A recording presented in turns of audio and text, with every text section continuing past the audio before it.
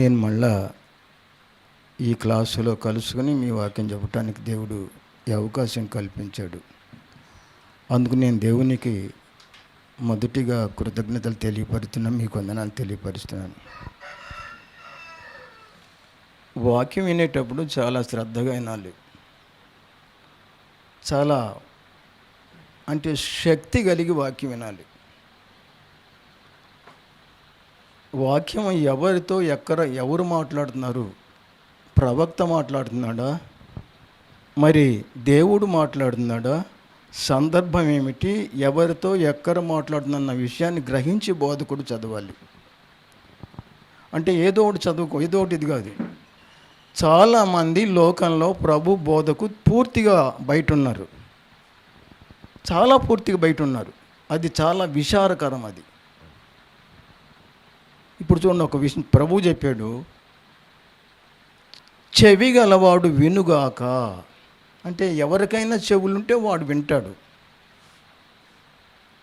Mark 4వ అధ్యాయం చూడండి, 23వ వచనం. మార్కు 3:24 వచనం చూడండి. మార్కు 3వ అధ్యాయము 24వ వచనం చూడండి.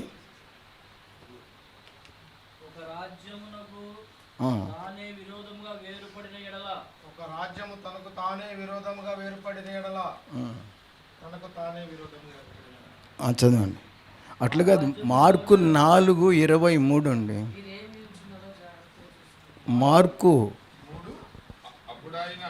మార్కు సువార్త 4వ అధ్యాయము 23వ వచనము.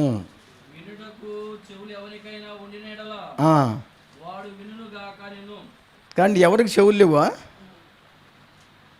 ప్రభు వినుటకు ఎవరికైనా చెవులుండిన ఎడల వాడు వినుగాక.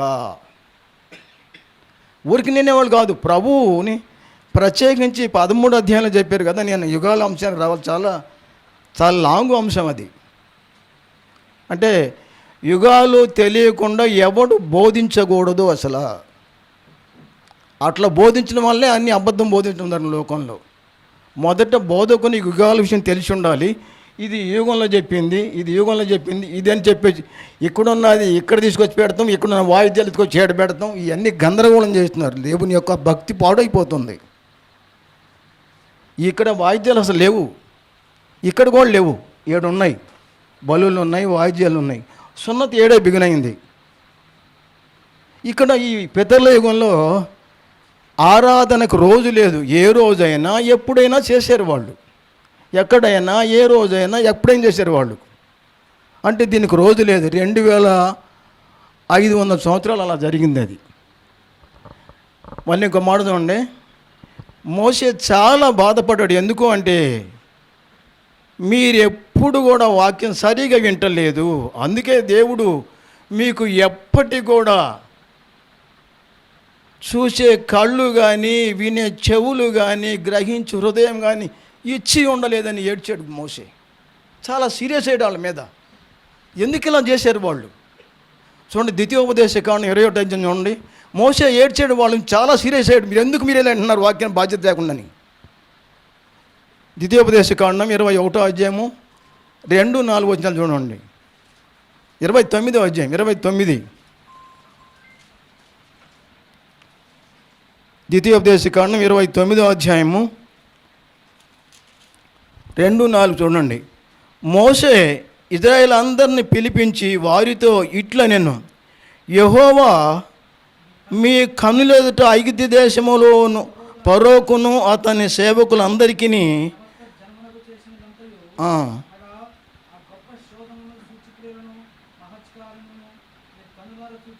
చూసామండి. ఒకటి ఆగండి, సూచక్రియ వేరు, మహత్కార్య లేరు, అద్భుతాలు వేరు. ఇవన్నీ కలిపి చెప్పేస్తారు బోధకులు, పాస్టర్లు. అంటే సూచక్రియలు వేరు, అద్భుతాలు వేరు, మహత్కార్యాలు వేరు. అద్భుతం వేరు, సూచక్రియ వేరు, మహత్కార్యాలు వేరు. సూచక్రియలు నేను దాచారు అన్నమాట. ఈ సూచక్రియలు అద్భుతాలు, పొగ మంటమంటుంది, అది కాల్చలేదు, అది అద్భుతం. ఎన్ని కలిపి చెప్పేస్తారు ఈ బోధకుడు. వాళ్ళు కూడా పంపిని. అందుకనే గుడ్డివాడు ఇద్దరు కలిసిపోయి. అందుకని ముందు బోధకుడు సామర్థ్యం గలవాడికి నమ్మకమైన బోధ అప్పగించుకున్నాడు. ఒక్కని తప్పు బోధం వలన 100 మంది నరకానికి వెళ్ళిపోతుంది. వీడికి కూడా 200 వచ్చింది మళ్ళీ రేపు. బైబిల్ చాలా తీవ్రంగా చదవాలి మనం, చాలా లోబడి చదవాలి, భయపడాలి మనం. మనకన్నా చిన్న పిల్లోడైనా సరే అతను బైబిల్ చెప్తే అతను అంగీకరించాలి, అభినందించాలి. అతన్ని నాకు తెలుసు అని ఏనాడు కూడా అనకూడదు. చనిపోయిందాక నేర్చుకుంటూ ఉండాలి. చూడు ఇక్కడ ఏమన్నాడు ఆయన, బాగా గుర్తుంచుకోండి ఇది. ఆ గొప్ప శోధనలను, సూచక క్రియలను, మహత్కార్యములను మీరు కన్నులారా చూసితిరి. చూసావా? ఆ గొప్ప అద్భుత క్రియలు, సూచక్రియలు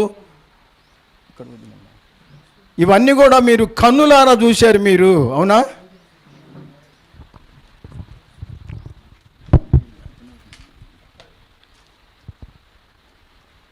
అయినను చూడు ఏమన్నాడు ఆయన,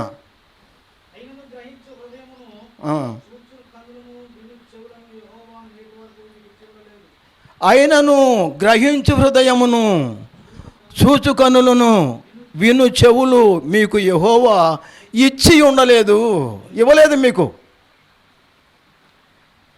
ఎందుకు ఇవ్వాలి చెప్పాడు మళ్ళీ రోమపత్రికలో పౌలు, కొందరికి ఇవ్వకుండా వాళ్ళకి ఎన్నడికి వినరు, వాళ్ళ చెవులు ఎప్పుడు వినవు. మత్తయి సువార్త తీమా లేట్ అయిపోతుంది. 13 అధ్యాయం ఉపమానం చెప్పాడు ఆయన. శిష్యులు అడిగారు, అంటే 13 అధ్యాయం 10 వచ్చిన శిష్యులు అడిగారు, ప్రభు ఎందుకు నువ్వు ఉపమానంగా చెప్తున్నావు, ఎందుకు ఇలా అర్థం కాకుండా చెప్తున్నావు ఎందుకు ప్రభు అని శిష్యులు అడిగారు. 13:10 చూసుకొని అనుమానం ఉంటే. అయితే అప్పుడు ఆయన అన్నాడు కదా, ఈ ప్రజలు చూస్తారు కానీ చూడరు, వింటారు కానీ వినరు. అందుకని వీళ్ళు చూస్తారు కళ్ళుండి చూడరు, చెవులుండి కూడా వినరు, అందుకే నేను ఉపమానం చెప్తున్నాను అన్నాడు ఆయన. అందుకని యెషయా చెప్పా అంట, వాళ్ళ హృదయం కొవ్వింది, వాళ్ళు కన్నులు మందములైన వినటానికి, వాళ్ళు చెవులు మందలని చెప్పాడు దాంట్లోనే. అంటే యెషయా మళ్ళీ చెప్పాడు. అంటే ఈ విషయాన్ని పౌలు చెప్పాడు చూడండి, రోమపత్రిక 11. అందుకనే చాలామంది చూడరు, చాలామంది వినరు, ఏదో ఒకటి చెప్పేస్తారు నోటికి వాక్యమే అని. రోమపత్రిక 11వ అధ్యాయము చూడు 7వ వచనం ఒకసారి చూడండి. అందరు తెరిచి ఉన్న బైబుల్, మీరు నాతోటి సేవకులు, నా దగ్గర మీరు, మీ దగ్గర నేను చనిపోయేందుకు నేర్చుకోవాలి బైబుల్, అయిపోయేది కాదు అది.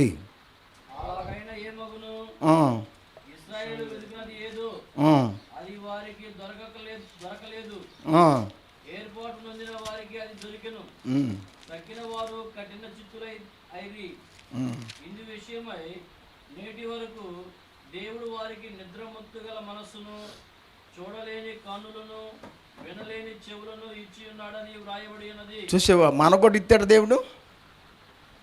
ఇంతవరకు వాళ్ళకి వినే చెవులు కానీ, చూసే కన్నులు కానీ, వినే చెవులు కానీ దేవుడు ఇచ్చి ఉండలేదు, ఇవ్వలేదు.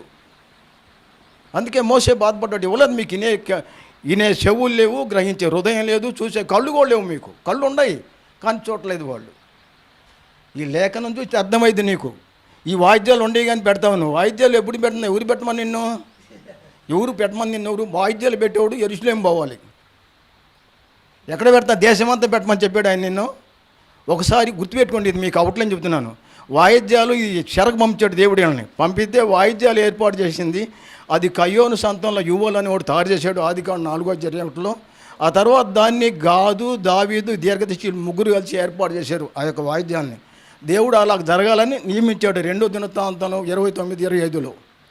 అంటే వాయిద్యాలు ఉండి, నాట్యాలు ఉండి, అన్ని మరి తంబుర్లు, సితారాలు ఉండి, అన్నీ ఉన్నాయి వాళ్ళకి, చప్పట్లు ఉన్నాయి, అన్నీ మొత్తం ఉండి వాళ్ళకే, మనకు కాదవి. అయితే వీళ్ళని చెరకు పంపితే ఒకసారి ఆడ పోయినాక, బబులోని దేశం పోయినాక వాయిద్యాలు ఉండి వీళ్ళ దగ్గర అన్నీ. బాబు ఈ వాయిద్యాలు పోతే మనం ఆడికి అన్యుల దేశం పోతున్నాం, ఏడాట చేస్తామని. నిజంగా సంసోను యొక్క దెలీలా, సంసోను కూడా ఆయన బలం పోగొట్టడానికి మాయలో పడేసి ఆయన జల్లలి నిర్వంశంలో కట్టిందండి. వీళ్ళు కూడా వాయిద్యాలు అవి మంచి సోలు కావాలి, మనకు తెలియదు, బైబిల్ దేవుడు చెప్పాడు. ఈ వాయిద్యాలు మొత్తం నిర్వంశకులు ధరించారంట. 137 కీర్తన చూడండి. మొదట కూర్చుండి ఉన్నప్పుడు మనము సియోనును జ్ఞాపకము చేసుకుని ఏడ్చుచుంటిమి, వాటి మధ్యనున్న నిర్వంజి చెట్లకు మన సితారాలు తగిలించితిమి. అచట మనలను చెరగొన్న వారు ఒక కీర్తన పాడుడి అనిరి. అవును, బాధించు వారు సియోను కీర్తనలలో ఒక దానిని మాకు వినిపించుడి, మనలను ఉల్లాసము గోరిరి. అనిల దేశములో యెహోవా కీర్తనలు మనం ఎట్లు పాడుదుము? అక్కడ పోయేటప్పుడు ఏం చేశారు, బబులోని చెరపోతే బబులో పంపించాడు చెరకాలని, యూదుల్ని అంటే ఉత్తర రాజ్యం వాళ్ళని, ఇస్రాయల్ని చెరొక దేశం పంపించాడు. వాళ్ళని పంపిన తర్వాత వీళ్ళు చెరగపోయేటప్పుడు ఆ యొక్క వాయిద్యాలు మొత్తం నిరాశ తగిలిచ్చారు. ఆడ పోయినాక ఏది మీ దేశంలో పాడతారు కీర్తన వాడు పాడమన్నారట. అంటే వీళ్ళు పాడితే వాళ్ళు ఉల్లాసించాలని సంతోషించాలని. అప్పుడు అన్నారు వాళ్ళు, అన్యుల మధ్యలో మేమెట్లా పాడతాం కీర్తనలు, ఎక్కడ పాడాలి అయ్యి? యెరూషలేము ఊళ్ళో పడాలి. ఇప్పుడు కూడా వెళ్ళిపో ఆడబోవాలి వీళ్ళు. ఒకవేళ ఆడబోవాలితే బైబిల్ మనం అనుకునే అధికారం ఉందా? ఈ యుగం అంతవరకు సిలువలో సమాప్తమైందాక మనం పట్టుకునే హక్కు ఏ హక్కు లేదు మనకి. అందుకని సమరయులకు ఇశ్రాయేలుకు వాక్యం, సమరయులకును అన్యులకు వాక్యం చెప్పొద్దు మత్తయి 10వ యేసుప్రభువు వారు. అసలు మనం వినే అధికారం ఉందా మనకి? మనం పట్టుకునే అధికారం ఉందా? పోయే అధికారం ఉందా మందిరంలోకి? ఈ తెలియకుండా వాకింగ్ చేస్తే ఎంతమంది, ఎన్ని కోట్ల మంది నరకాన్ని పోతారు. అందుకని విశాల మార్గం అందరూ పోతారు దాంట్లో. స్వేచ్ఛ నేను నాలుగు ఆడుచుకోవడం అది భయంకరమైనటువంటి అంశం. ఇది దీన్ని పూర్తిగా దేవుని మాటలకు లోబట్టం లేదు. కోట్ల మంది నరకానికి వెళ్ళిపోతారు ప్రభుకి ఇస్తూ, సందాలు ఎత్తూ, ప్రార్థన చేస్తూ కూడా. మన ప్రార్థన భక్తి చాలదు పరలోకం వెళ్ళటానికి. ఆయన కృప వలన చేయాల్సిన పని సిలువలో వధించేటప్పుడు ఆయన బాధపడుతుంటే తండ్రి అక్కడే ఉండి ఆయన నల్లగొట్టడానికి ఇష్టపడ్డాడు. అనేకులు నిర్దోషి చేస్తున్నాడు క్రీస్తుని, అనేకులను విమోచిస్తున్నాడు తన రక్తంతో, ప్రాణం ధారపోతున్నాడు. తండ్రి పక్క నుండి సంతోషపడ్డాడు. శిష్యులందరూ పారిపోతున్నా, మీరు పోండి నాతో తండ్రి ఉన్నాడని చెప్పాడు ఆయన. ఒంటరిగా లేడు యేసుప్రభువు. తండ్రి చిరు దగ్గరే ఉన్నాడు అని బైబిల్లో క్లియర్గా ఉంది. యోహాను సువార్త 16:32 ఉంది. అందరూ పోయినా సరే మీరు నా తండ్రి నాతో ఉన్నాడని. ఈ విషయాలు మొత్తం బైబిల్ చదవకపోవడం సరైన రీతిలో చాలామంది అనవసరంగా నరకానికి వెళ్తారు వాళ్ళు. చూడు, వాళ్ళు మేము ఇక్కడ పాడమంది ఏడబడాలయ్యి దేవుని మందిరంలో వాయించడానికి వాళ్ళని ఏర్పాటు చేశాడు. చూడండి 2వ దినవృత్తాంత గ్రంథము. ఇక్కడ దేశమంతా మోగెత్తున్నారు, ఏడబడతాడు ఇప్పుడు. వాటి మూలాన్ని సంబరం పడుతున్నారు. రేపు పడతాడు ప్రభు ఆ పని. చెప్పింది వరకు మీరు వాడగట్టమని నోవహన మనల్నా, మరి నువ్వు కడితే ఇవాళ నేను కూడా కడతానంటే వాయిద్యాలు అంచి మంది వాళ్ళ నిన్న నాట్యాడమంది వాళ్ళని, మరి నువ్వు ఆడితే నువ్వు ఎవరి కోసం ఆడుతున్నావు? అది ఎవరి కోసం చేస్తున్నావు? అది చూడు ఎంత రాంగో అది. యుగాలతంగా తెలియకపోవటం అది. ఏ యుగంలో ఇచ్చాడు ఎవరికి ఇచ్చాడు తెలియకపోవటం అది. చూడండి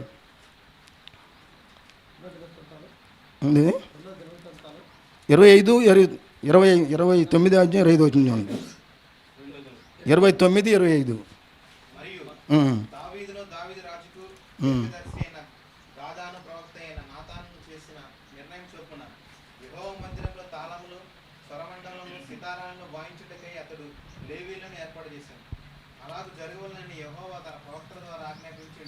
చూసావా, యెహోవా మందిరంలో తాళాలు ఇవన్నీ మోగితానికి ఎవరిని ఏర్పాటు చేసింది?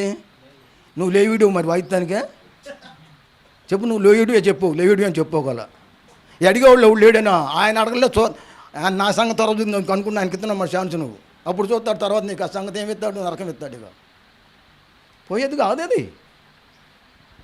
సీరియస్గా ఆలోచించాలి. ఆత్మ సంబంధమైనది ఇది, మామూలు విషయం కాదు. భక్తి అంటే చాలా, ఇందాక రవి గారు మంచి పాట పాడాడు, చాలా చాలా మంచిది అది.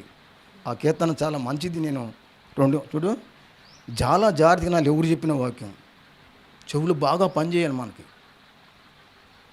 అంటే ఈ విషయాలు ఇలా ఉంటే మీరు చాలా వ్యతిరేకంగా దేవుని పనిచేయటం మంచిది కాదు అది. కనుక ఇప్పటికి కూడా సత్యాన్ని గుర్తించలేకపోతున్నారు. చెప్పింది వాళ్ళకి, వాళ్ళు వాయిద్యాన్ని మందిరంలో వాయించాలి. ఎవరు లేవీలే వాయించాలి, ఎవరు వాయించకూడదు. చూడండి, ఒకవేళ మీ మనసులో బాధకుంటే దానికి అలవాటు పడి నన్ను మీరు అర్థం చేసుకుంటారని కోరుతున్నాను. ఎందుకు అంటే ఇది బైబిల్లో అలా ఉంది, దాన్ని మార్చడానికి మన విషయం కాదు అది. దేవుడు చెప్పింది చూడు, పౌలు అనేక మంది చంపి మళ్ళీ దానికి లోపడ్డాడు పౌలు. మనం కూడా లోబడితే ఎంత ఘోర పాపిన క్షమిస్తానికి సిద్ధంగా ఉన్నాడు దేవుడు. ఆయన క్షమిస్తాడు మనల్ని. ఆయన అన్యాయస్తుడు కాదు, ఆయన జాలిపడే దేవుడు, ప్రేమగల దేవుడు ఆయన. చూడు, అది ఇశ్రాయేలుకి ఇచ్చిన కట్టడ. 81వ కీర్తన చూడండి. ఇక నేను అంచనకు వస్తున్నాను. 81వ కీర్తన 1 నుంచి 4 వరకు చూడండి. 81వ కీర్తన.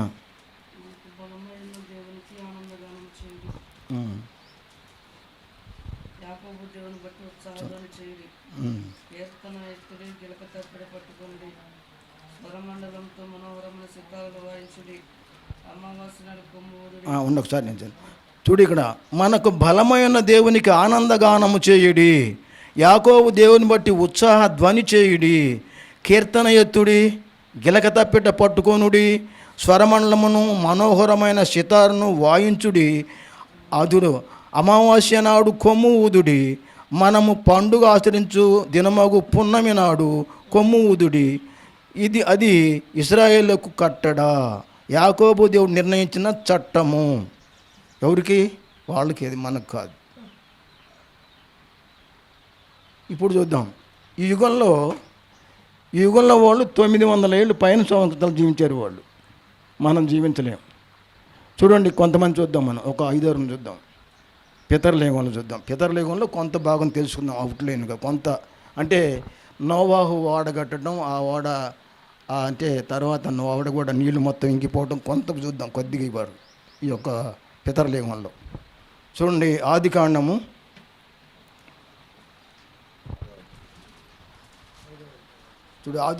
5వ అధ్యాయం ఒకసారి చూడండి.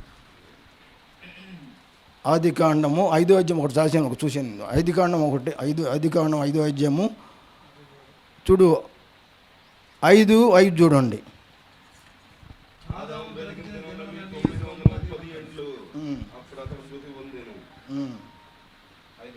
చూడండి, ఆదాము ఎంతకాలం జీవించాడు? 900. ఆ తర్వాత మళ్ళీ చూడండి, సేమ్ అతని కుమారుడు ఎంతకాలం చూడండి.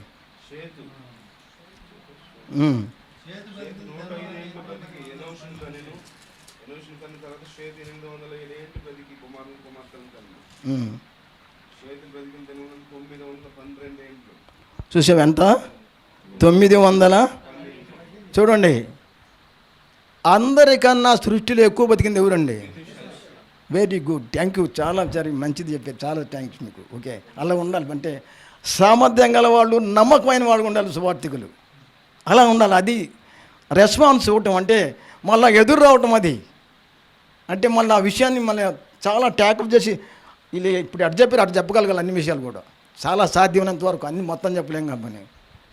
అంటే మెతుసేల ఎవరి కొడుకు? Very good, very good type.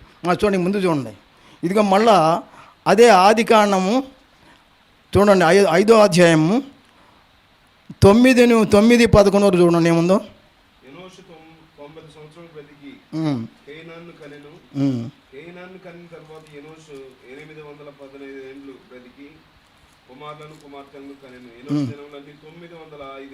చూసావు, ఆయన 905 ఏళ్ళు.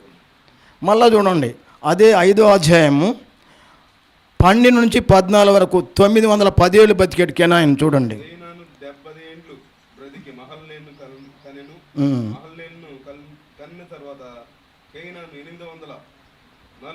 బ్రతికి కుమారులను కుమార్తెను కన్ను. కేయినాను దినములన్నీ 910 ఏళ్ళు. అప్పుడు అతను మృతి పొందెను. 910 ఏళ్ళు. మళ్ళీ చూడండి, ఈసారి తగ్గిపోయింది కొంచెం ఆయుష్. అంటే అదే అధ్యాయం 15-17 వరకు చూడండి. మహల్లేలు 65 ఏళ్ళు బ్రతికి ఎరెదును కన్నెను. ఎరెదును కన్న తర్వాత మహల్లేలు 830 ఏళ్ళు బ్రతికి కుమారులను కుమార్తెను కనెను. మహల్లేలు దినములన్నీ 895 ఏళ్ళు. ఇక్కడ తగ్గాడు ఈయన, ఇక్కడ ఈయన మిస్ అయ్యాడు ఈయన. మళ్ళీ చూడండి, మళ్ళీ ఇంకా అదే అధ్యాయము 18-21 వరకు. అంటే మెషితేల తర్వాత ఈయన 2 ఈయన మళ్ళీ అందరికన్నా ఎక్కువ బతికడం చూడండి. మెతుషేల తర్వాత 162 ఏళ్ళు బ్రతికి హనోకును కనెను. హనోకును కన్న తర్వాత ఎరెదు 800 ఏళ్ళు బ్రతికి కుమారులను కుమార్తెలను కనెను. ఎరెదు దినములన్నీ 962 ఏళ్ళు. అప్పుడు అతను మృతి పొందెను. చూసావా, 969 మెతుషేల. 7 సంవత్సరాలు ఎక్కువ మెతుషేల ఇతని కన్నా ఎక్కువ. అతని తర్వాత ఇతనే సెకండ్. ఇక లేఖనాల్లో భూగోళంపై దేవుని యొక్క సృష్టిలో ఉన్న ఆ మంచి దీర్ఘాయుషు గల వాళ్ళు పితరలింగంలో మెతుషేల తర్వాత ఈయన 962, ఆయన 969 ఆయన. ఇంకా చదవండి.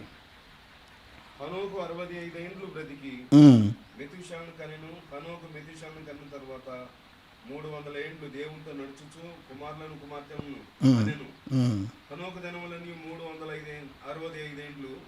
హనోక దేవునితో నడిచిన తర్వాత దేవుడు అతను తీసుకొని పోయిన కనుక అతను లేకపోయాను. చూడండి, ఇది ఆశ్చర్యం, ఆయన అద్భుతం ఇది, ఒకటి దేవుని మహత్కార్యం ఇది.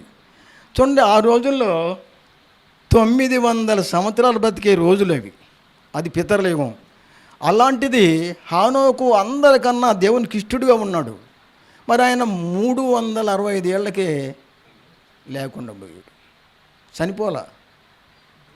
చనిపోయాడని చెప్పలే బైబిల్లో. కానీ ఆయన శరీరం ఎక్కడ మార్చాడో తెలియదు మనకు. అది దేవుడు చెప్పని దానికి మనం పోవద్దు, చెప్పినంతవరకు ఆగిపోవాలి మనం. అంటే హానోకు ఏమంటే తను దేవునితో నడిచాడు కనుక ఇక లేకుండా పోయాడు. చూడండి, ఈ విషయాన్ని హెబ్రీ గ్రంథకర్త చెప్పాడు. చూడండి, భూమి మీద హానోకు అలా పోవటానికి కారణం ఏంటంటే బ్రతికుండగా దేవునికి ఇష్టడుగా నడిచి అంట ఆయన. హెబ్రీ పత్రిక 11:4-5 వచనాలు చూడండి. హెబ్రీ పత్రిక 11:4-5 అక్కడ ఉంది ఈయన సంగతి.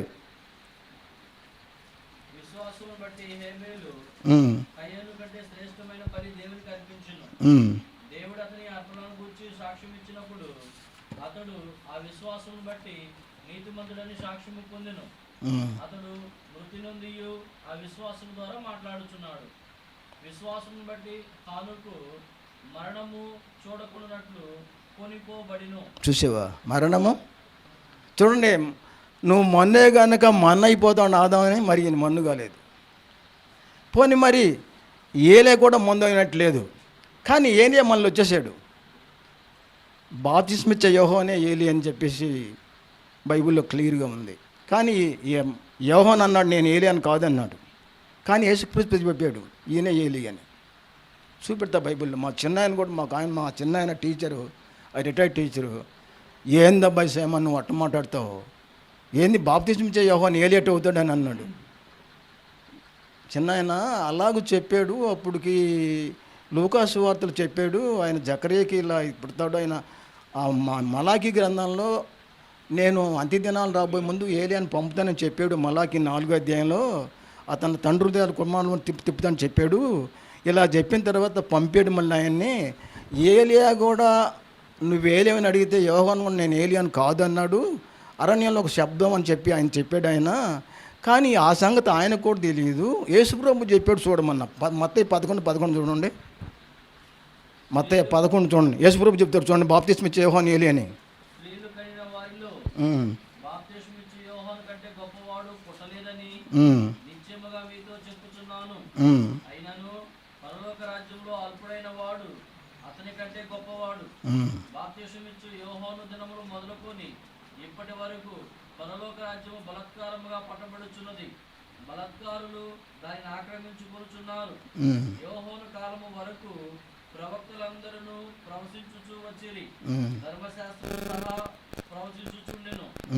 ఈ సంగతి అంగీకరించుటకు మీకు మనసుంటే రాబోవు ఏలియా ఇతడే. ఎవరు? మా చిన్నాయనకేం మాట్లాడదాను కానీ అంతమంది బాగా సీరియస్ అయ్యాడు నా మీద. మా చిన్నాయనే, మా సొంత చిన్నాయన, మా నాన్న తమ్ముడు. ఆయన టీచరే. మళ్ళీ ఆయన కూడా వాక్యం చెప్తాడు మళ్ళీ. అంటే మీకు అంగీకరించడానికి మనసు ఉంటే రాబో ఏలియా ఇతడే. యోహాను కూడా తెలియదు సంగతి. అందుకంటే క్రీస్తు వచ్చినప్పుడు భూమి పుట్టినది మొదలుకొని మర్మంగా ఉన్న మొత్తం ఆయన నోరు తెచ్చి చెప్తానంటాడు. మత్తయి 13వ అధ్యాయం ప్రభు 13:34 అన్నాడు ఆ మాట. అంటే మర్మం మొత్తం క్రీస్తు చెప్పాలి ఆయన లోకంలో చెప్పాడు. అందుకని చెప్పాడు ఆయన మొత్తం. అప్పుడు దాకా దాచి ఉంచాడు దేవుడు. ఈ మర్మాలు పూర్వం తెలియపరచలా. ఎఫెసీ పత్రిక 3 చూడు 5-6 వచనం చూడండి. పూర్వకాలం మనుషులకి ఈ మర్మాలు ఒకటి తెలియపరచలేదు. కొత్త నిబంధన వచ్చిన తర్వాత అన్ని బయటపడ్డాయి. ఒక వాయిద్యాలు, ఈ బీగాలు ఇవన్నీ కూడా. ఎఫెసీ పత్రిక 3:5-6 వచనాలు చూడండి.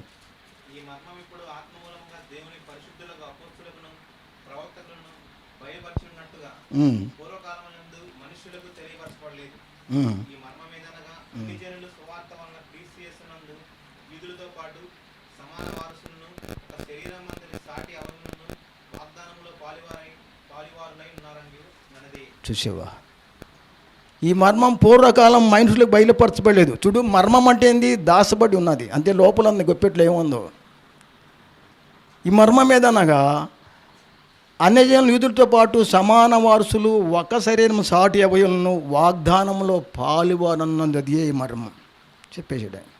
అంటే సంఘంలోకి రావాలి అందరూ కూడా. బయట ఉంటే ఏ వ్యక్తిని క్రీస్తు రక్షించడు. వాటికి శిరస్సుగాడు, క్రీస్తు స్థాపించలేదు వాటిని, క్రీస్తుకి వాటికి సంబంధమే లేదు. కానీ చాలామంది ప్రభు ప్రభు అని పిలుస్తున్నారు, కానీ అది వ్యర్థమైపోతాడు. రేపు నేను మిమ్మల్ని ఎరగను పోండి అంటాడు. మత్తయి సువార్త 7:21 చెప్పాడు ఆయన. ఎరగడైనా మీరు చెప్పేది బోధ క్రీస్తుది కాదు, వేరే బోధ అది. ఇంకో విషయం గుర్తుంచుకోండి. ఇక ఇప్పుడు మనం రాబోతున్నాం నోవహు ఓడ దగ్గరికి. అని అంతకాలం జీవించారు వాళ్ళందరూ కూడా. అయితే ఇక ఒక విషయం చూడండి, భూమి మీద జలప్రాణం రావడానికి కారణం ఏంటి అంటే, కారణం ఎందుకైందండి?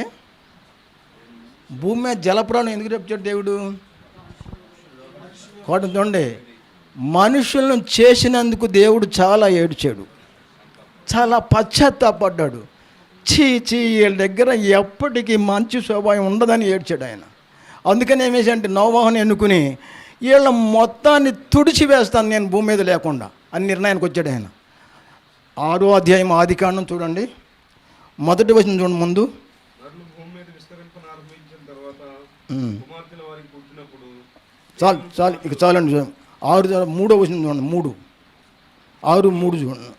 యెహోవా నా ఆత్మ నరులతో ఎల్లప్పుడూ వాదించదు, వారు తమ అక్రమ విషయంలో నరమాత్రులై ఉన్నారు, ఆయనను వారి దినములు 120 ఏండ్లకు నేను. చూసావా, ఇక తగ్గించాడు ఆయుష్యని. చూడండి ఇక్కడ దీనిదయ్యా, అంటే ఇది అట్ట బిగిపోతుంది, ఎట్ట పెడుతున్నాను నేను బిగించకుండా పెడుతున్నాను.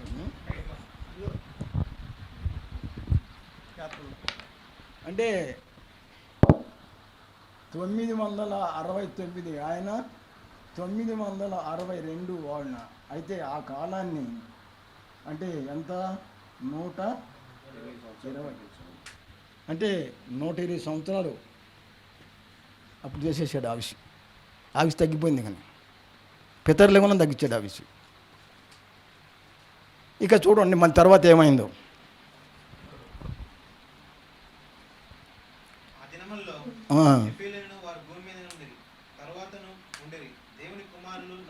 తర్వాత 8 కానించాను లేట్ అయింది. నోహు యెహోవా దృష్టి యందు కృప పొందినవాడాయను. నోహు వంశావళి ఇదే. నోహు నీతిపరుడును తన తరములో నిందారహితుడునై ఉండెను. నోహు దేవునితో కూడా నడిచినవాడు. షేము, హాము, యాపతను 3 కుమారులను నోహు కనెను. భూలోకము దేవుని సన్నిధిని చెడిపోయి ఉండెను. భూలోకము బలాత్కారంతో నిండి ఉండెను. దేవుడు భూలోకం చూసినప్పుడు అది చెడిపోయి ఉండెను. ఏమైంది? దాన్ని చూసినప్పుడు చెడిపోయింది. తర్వాత ఏమని చూడు, భూమి మీద దేవునికి మనుషులకు ఉన్న మార్గం చెరిపేసుకున్నారు. ఇక మార్గం లేకుండా పోయింది. చూడు, దేవుడు భూమిని చూసినప్పుడు జలప్రాణం కారణం ఏంటంటే, ఆ భూమిని చూసిన భూమి చెడిపోయి ఉంది. వాళ్ళు మనుషులు దేవునికి మనుషులకు ఉన్న మార్గం అది కూడా చెరిపేసుకున్నారు. ఇదివరకు మార్గం ఉంది, ఆ మార్గం కూడా చెరిపేసుకున్నారు వాళ్ళు. అందుకని క్రీస్తు వచ్చి మళ్ళీ మార్గం వేయాల్సి వచ్చింది. ఇది చాలా బైబిల్ చాలా ప్రాముఖ్యమైనది. అనేకమైన జీవం గల మాటలు దొరుకుతాయి మనకి. అనేకమంది చెప్పి ఒప్పించవద్దు. అగ్నిలోంచి లాగినట్టు కొంతమంది ఆత్మలు తీసుకురావచ్చు మనం సత్యాన్ని ఒప్పించి. మతశాఖలు పోతే వాళ్ళకి అంతే తీరిపోవడం, ఎడం చేతి పక్క వస్తారు రేపు. అర్థం చేసుకోవాలి. ఒకవేళ తెలియక మమ్మల్ని ఎవరు నిందించిన మనం వాళ్ళ కోసం ప్రార్థన చేయాలి, కానీ వాళ్ళ మీద కోప్పడకూడదు. ఎందుకంటే భూమి మీద ఉన్న మన అందరం కూడా ఏదో విధంగా మన బంధువులమే అవుతాం మనం. అర్థమైందా? ఎందుకు బంధువులు అవుతాం అంటే, నోవహు కుటుంబం ఒక్కటే కదా మిగిలింది, ఇంకేం మిగలేదు కదా. అందరం కూడా అన్ని కులాలు మతాలు అందరూ కూడా ఏదో విధంగా మనం బంధువులమే అవుతాం. మనం ఒక్క కుటుంబం నుంచి వచ్చిన వాళ్ళం మనం. జలప్రాణం తర్వాత మళ్ళీ చూడండి, ఇకనే అది 13 నుంచి చూడండి. అదే 6:13 నుంచి. దేవుడు నోవహు సమస్త శరీరము మూలంగా బలాత్కారంతో నిండి ఉన్నది గనుక నా సన్నిధిని వారి అంతము వచ్చి ఉన్నది. ఇదిగో వారిని భూమితో కూడా నాశనం చేయదు. చూసావా? ఆగండి. నా సన్నిధిని వారి యొక్క అంతం వచ్చేసింది. ఇక తుడిచేస్తాను మొత్తం, ఇక ప్రాణం అనేది లేకుండా మొత్తం తుడిచేస్తానని చెప్పేశాడు. చూడండి, ఇక ఆయనకేం చెప్పాడు నోవాకి? రాణుతో నీ కొరకు ఓడను చేసుకొను, ఉమ్, అరలు పెట్టి ఆ ఓడలను చేసి లోపటను వెలుపటను దానికి తీలుపోయేవాళ్ళు. ఉమ్, నీవు దాన్ని చేయవలసిన విధమిది. ఓ ఓడ 300 మూరల పొడుగును 50 మూరల వెడల్పును 30 మూరల ఎత్తును గలదై ఉండవలను. ఆ ఓడకు కిటికీ చేసి పైనుండి పూరిని క్రిందికి దాన్ని ముగించవలను. చూడండి, ఆగండి, మీ తర్వాత చదువుకోండి, లేట్ అయింది, నేను అంశం మరి టైం లేట్ అయింది బాగా. ఒక విషయం గుర్తుంచుకోండి, దేవుడు ఇక్కడే ప్లాన్ ఇచ్చాడు. 300 అడుగులు పొడవు ఉండాలి, 50 అడుగులు ఎడల్పు ఉండాలి, 3 అంతస్తులు ఉండాలంటది. అంతస్తులు ఆనాడే ఒక బిల్డింగ్ లాగా 3 అంతస్తులు ఉండాలి. పైనుంచి కింది వరకు 3 కిందికి కిటికీ పెట్టమన్నాడు. పైగా మళ్ళా నీవును నీ కుటుంబం దాంట్లో ప్రవేశించాలి. మళ్ళా భూమి మీద ఉన్న ప్రతి ఆడ మగ జాతులు అన్ని పక్షుల్లోనూ జంతువులు అందరినీ రెండేసి తీసుకురావాలన్నాడు. నోవాహు తీసుకొచ్చాడు, అయ్యే వచ్చినాయా? అయ్యే వచ్చేసినాయి. ఈయన బోలా ఆయన తీసుకొచ్చాడు మొత్తం 2 నుండి 9. చూడండి, అదే అధ్యాయము 18 కాని చూడండి. అయితే నీతో నా నిబంధన స్థిరపరచుదును. నీవును నీతో కూడా నీ కుమారులను నీ భార్యయు నీ కోడండును ఆ ఓడలో ప్రవేశింపవలను. మరియు నీతో కూడా వాటిని బ్రతికించి ఎంచుకున్నట్టుకు సమస్త జీవుల్లో అనగా సమస్త శరీరం యొక్క ప్రతి జాతిలో నీవి 2 చొప్పున నీవు ఓడలోనికి తేవలను. వాటిలో మగదియు ఆడదియు ఉండవలను. నీవు వాటిని బ్రతికించి ఎంచుకున్నట్టుకై వాటి జాతుల ప్రకారం పక్షుల్లోను, వాటి జాతుల ప్రకారం జంతువుల్లోను, వాటి జాతుల ప్రకారం నేలను ప్రాపు వాటన్నిటిలోను ప్రతి జాతిలో 2 చొప్పున నీ ఎద్దుకు అవి వచ్చినవి. చూసామేమైంది? ప్రతి జాతులు అయ్యేపోతాయి నీ దగ్గరికి, నువ్వేం చేయాల్సిన పని లేదు. చూసేవా దేవుడు ఎంత గొప్పవాడు.